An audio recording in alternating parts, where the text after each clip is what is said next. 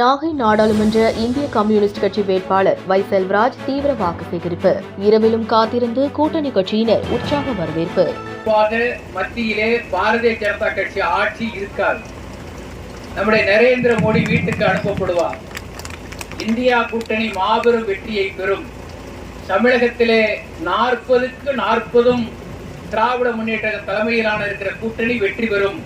நாகப்பட்டினம் நாடாளுமன்ற தொகுதியில் இந்தியா கூட்டணி கட்சி சார்பில் இந்திய கம்யூனிஸ்ட் கட்சி வேட்பாளர் வை செல்வராஜ் போட்டியிடுகிறார். திமுக கூட்டணியில் இடம்பெற்றுள்ள அவர் கதிர் அறிவாள் சின்னத்தில் போட்டியிடுகிறார். வாக்குப்பதிவிற்கு குறுகிய நாட்களே உள்ள நிலையில் அவர் தீவிர வாக்கு சேகரிப்பில் ஈடுபட்டு வருகிறார்.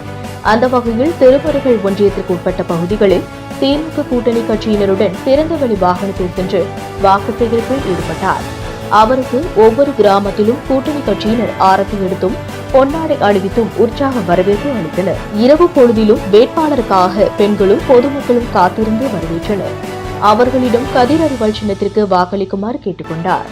இதில் திமுக ஒன்றிய செயலாளர் செல்வ செங்குட்டுவன், விடுதலை சிறுத்தைகள் கட்சி மாவட்ட செயலாளர் அருட்செல்வன், ஒன்றிய செயலாளர் சக்திவேல், திராவிடர் கழக மாவட்ட செயலாளர் புபேஷ் குப்தா, மார்க்சிஸ்ட் கம்யூனிஸ்ட் உள்ளிட்ட இந்தியா கூட்டணி கட்சி நிர்வாகிகள் பங்கேற்றனர்.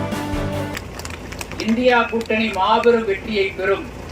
தமிழகத்திலே 40க்கு 40 திராவிட முன்னேற்ற தலைமையிலான இருக்கிற கூட்டணி வெற்றி பெறும் என்று நம்ம தமிழ்நாடு முதலமைச்சர் தளபதி அவர்கள் சூளுரைத்திருக்கிறார்கள்.